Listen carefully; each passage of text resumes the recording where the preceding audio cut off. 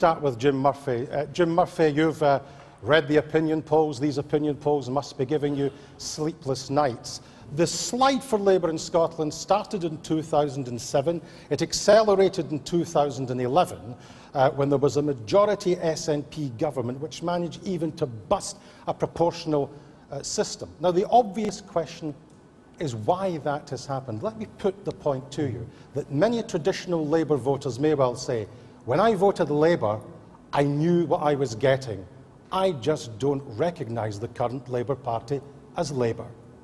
Well, Bernard, thank you for your question, and thank you to the audience for joining us this evening.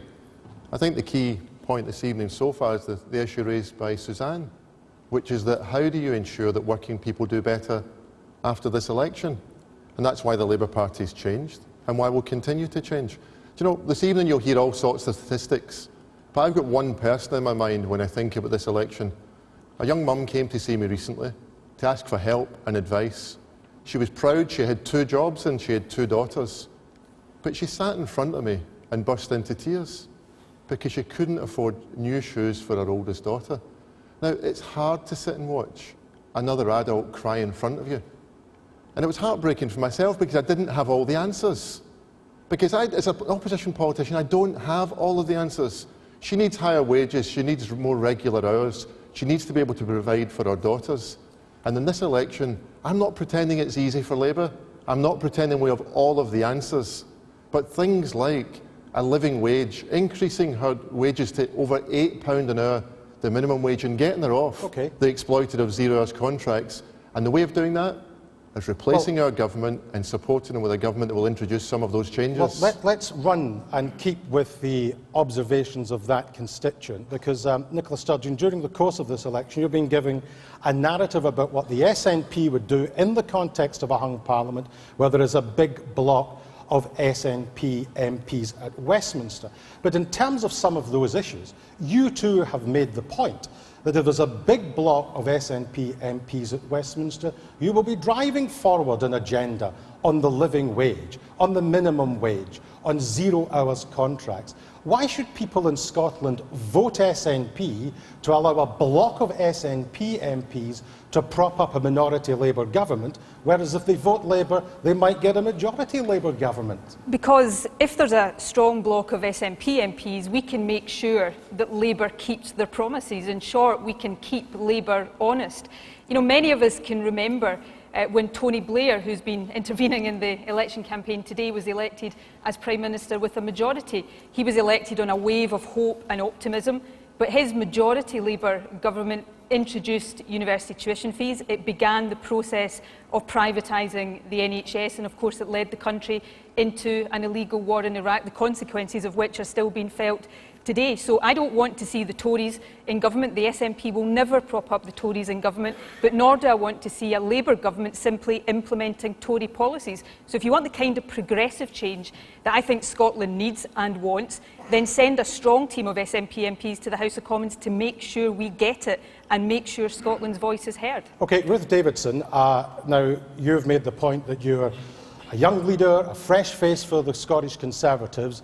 I think also, not long after you were elected, you said that when you were asked a question about Margaret Thatcher, that you didn't remember a lot about Margaret Thatcher because, frankly, you're too young to remember a lot about Margaret Thatcher. Now, let me put it to you. You may well be a fresh face, and you may well be a new voice for the Scottish Conservatives, but people looking at the record of your coalition government over the course of the last 5 years will say, in terms of the deficit reduction strategy pursued by the Prime Minister and the Chancellor, it is the people at the very bottom of the scale who have suffered most. New Conservative, fresh-faced Conservative, but really the same old Conservative.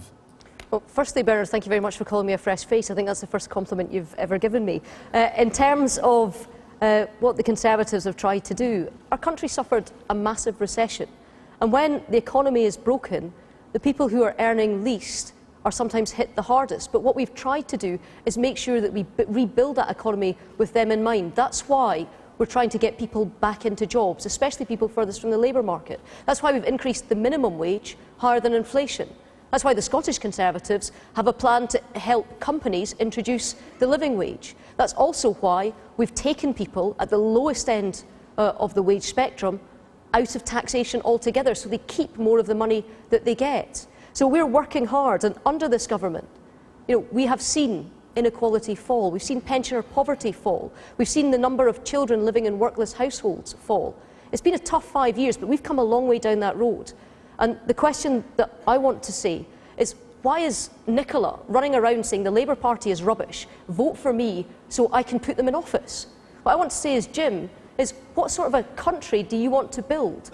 Do you want to undo all of that hard work for the last 5 years? Because we're getting the country back to work, we're getting people's wages up, and we're getting the country back from the brink that he put us in. We will come back to these issues. Willie, Rennie, in your conference speech just a couple of weeks ago, you were making the point that if the Liberal Democrats are elected to the next Parliament, the Liberal Democrats will be a voice for fairness in the coalition. Centre-left Liberal Democrats in Scotland, the last election, who elected 11 MPs, 18% of the vote, could you look all of those Lib Dem voters in the eye and say that everything that this government has done is consistent with the politics of fairness? Absolutely, I could look at them in the eye, because what we've done with one of the biggest recessions this country has ever faced, we've got the economy back on track, and we've done it fairly. It's not been easy, it's not been perfect, but if you take, for instance, the tax thresholds, it means somebody who was earning, £12,000 4 years ago was paying £1,100 in tax, is now only paying £200. That helps people like Suzanne, who we heard from earlier on, people who perhaps are on low and middle incomes. That's made sure that we've created 174,000 jobs because of our approach right here in Scotland. The fact that we've increased pensions with a triple lock. Those are great benefits that Liberal Democrats have brought to this government. So yes, I will talk to those people. I do daily. I am on the doors talking to people. I hear what they say, and I think what they will recognise is, although it's been tough, we've got the economy back on track and we've done it fairly. Okay, let me put a point both to Jim Murphy and Nicola Sturgeon, and it relates to the first answer that both of you gave, because it was quite interesting. Some people who are watching this will say, I actually agree with both of these politicians. I want an end to zero-hour contracts. I want a higher minimum wage. I want a higher standard of living for people at the bottom of the scale. I want an end to the current government's austerity measures. And do you know what? If it's a Labour MP or an SNP that's elected, I want them to work together to deliver. What's wrong with that central proposition? I've said to Ed Miliband, and I'll say to Jim Murphy this evening, that if there is an anti-Tory majority in the House of Commons after the election, then even if the Tories are the biggest party, we will work with Labour to keep David Cameron out of Downing Street. And it will be interesting tonight to hear if Jim Murphy answers the question and matches that commitment. But can I also say the Labour Party right now is not offering an alternative to Tory austerity. I stood on a platform in the UK leaders' debate last week with Ed Miliband, and I heard Ed Miliband say that if Labour is elected and are left to their own devices, there will be further spending reductions. I don't want to see further spending reductions. I don't think the country can afford them. That's why we are proposing modest spending increases, and with SNP influence, we can force Labour down that path. Before we lose the import of your very kind offer to Mr Murphy, let's see what he has to say. Jim Murphy. Well, Nicola, do you want Ed Miliband to be Prime Minister? I don't want David Cameron to be Prime Minister. I'm offering to help make Ed Miliband Prime Minister. That's an answer to a different question, Nicola. Do you want Ed Miliband to be Prime Minister? I'm offering to help make Ed Miliband Prime Minister, so I think you can take your answer from that. Okay, I don't want to see the Tories what in Nicola power. Said this evening already is that she's saying she's offering to help make Ed Miliband Prime Minister. Nicola, we don't need your help to do it. What do we need is people north and south of the border, people in Scotland, people in England and people across Wales coming together to kick out an out-of-touch government. And Nicola, when you talk about this very kind offer that you make, you can't bring yourself to tell us when the last time it happened. When is the last time the biggest party didn't form the government when it came to a Queen's speech? The truth is, it was back in 1924. It's so long ago, it wasn't even a Queen's speech. Bernard, it was a King's speech. Nicola Sturgeon, before I move on to Willie Rennie. I tell you the last time I heard somebody argue that the party that wasn't the largest party nevertheless had the right to try and form a government. It was the day after the 2010 general election, when one Jim Murphy said that Gordon Brown, although he wasn't leading the largest party, had, and I quote, the constitutional and moral right to try to form a government. Now, can I just say, the polls say that Labour is not going to be big enough to beat the Tories on their own. The polls say people don't want a majority Labour government because they know the last majority Labour government didn't deliver. They want to see SNP MPs in there, making sure that Labour does deliver. It's not a two-way debate. It's not a two-way debate. I have to be fair. Wait a minute. I have to be fair to the other two. The point directly. Is that okay? I'll come back to it. You can come back on it. Take a note of it and come back on it. And you can answer it. I'll take a pen. Willie, Rennie, in terms of the progressive coalition that Nicola Sturgeon has spoken of, if there is a large group of Liberal Democrat MPs in the next House of Commons, and the polls are not suggesting that, but if there is a large bloc, would you be part of this progressive coalition? Look, we're prepared to work with other parties where we can agree. We've showed that in the last 5 years. In fact, we've worked with Labour in previous administrations in the Scottish Parliament when we voted for the SNP's budgets as well as at local level. But I don't think it would be reasonable, and I think most people wouldn't think it would be reasonable, to put a party that's in favour of breaking up the United Kingdom in charge of the United Kingdom. So does that mean you don't work with the SNP? I don't think you could really put the SNP in charge of Britain. You have more in common with Ruth Davidson than you have with Nicola Sturgeon. No. What I'm in favour of is making sure we have a stable partnership in the United Kingdom that carries on the economic progress that we've made in the last 5 years and does it fairly. I don't think the SNP... Is Nicola Sturgeon a more progressive politician than Ruth Davidson? No, that's not what this is about. This is about the future of the country. You cannot... It's about what your MPs may well do. The SNP have spent the last 3 years, in fact... Hold on, Nicola. The last 80 years campaigning for independence. I don't think you can really put a party that wants to break up Britain in charge of it. I don't think that's unreasonable because we're prepared to work with them at other levels. But what I think you can't do is that just about...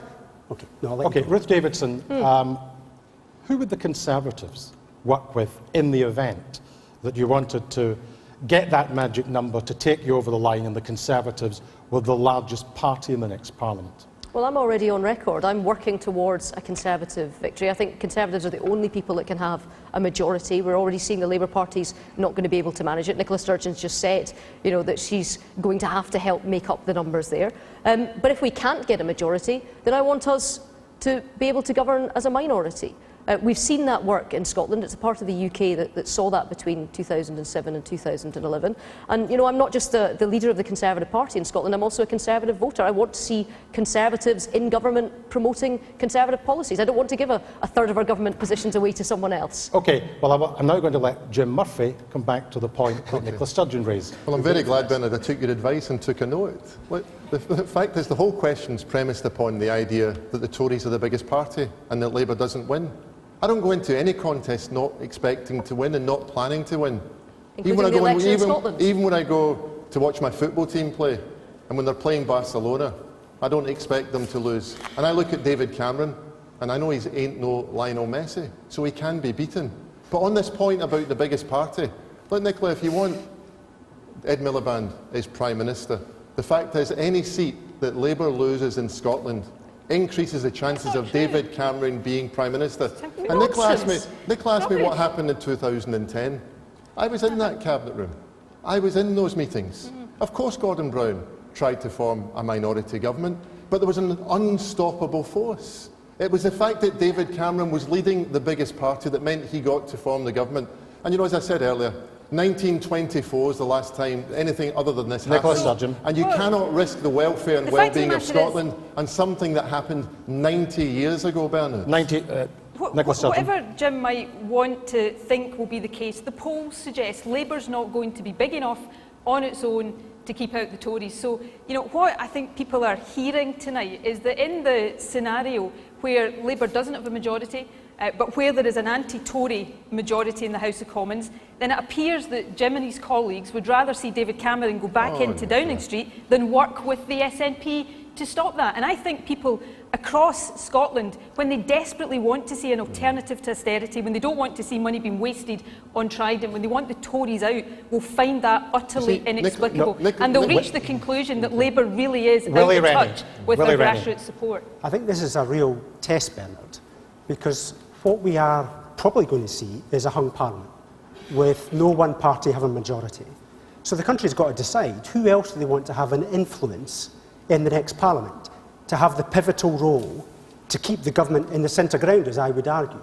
And that's the choice that people have got to make. And I think we can carry on the progress and keep it fair if you put the Liberal Democrats there. That's the solution to this particular problem. Ruth Davidson. Well, look, I mean, we're already hearing some of the demands that Nicola's putting on Ed Miliband, and I just don't think that he's strong enough to stand up to them. Already we've heard that she wants to rack up more debt. Already we've heard she wants to have unlimited benefits, unlimited immigration. She wants to weaken our armed forces. What I want to know is how big is the shopping list going to be before we get to May the 7th? And will it also include something that further puts our United Kingdom in danger, in contravention of the vote that we just had in September? That's what I want to know. OK, we will come to that issue. But before we go to the break, I just want to hear one or two contributions from the audience in terms of what they've heard. It's still early days in your debate. Anybody have a contribution to make? Yes, sir, down here. Jim Murphy, you labelled Nigel Farage as a foul human being. Does that not put you that category in the same category? No, I don't think so, No, sir. Very briefly. I think so. No, I do. No, Very I don't briefly. think so, sir. Look, the Murphys didn't always come from Glasgow. And when the Murphys, the Sings and the Cans came from all over the world, we didn't always get a warm welcome. But the country has changed, you are a and leader. immigration in our country has been, generally speaking, a very positive thing for our nation and our economy. Very briefly, sir, do you want to come back? Yeah, I do. You are a leader of the Labour Party. That is not a leadership quality. Okay. OK, but you're going to have to agree to disagree with that. The chap over here. Yes, sir? On the standard of the debate, I am a bit concerned that Nicola seems to think that when it's her turn exclusively, and when it's the other three leaders, 50% of their time is still hers.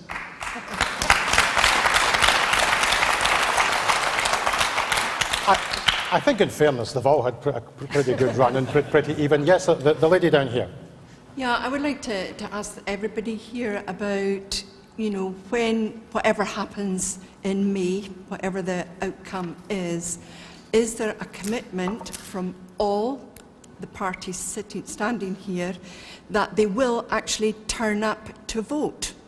There's been quite a few, especially when it was a bedroom tax, etc., where our elected MPs didn't even bother to turn up to vote on important issues. That very issue is going to come up. So we'll take a note of that about voting records, because no doubt you guys will bring up your respective voting records. But we're now going to take a short commercial break. When we return, Ruth Davidson and Jim Murphy will be quizzed individually by a 200-strong audience. Stay with us.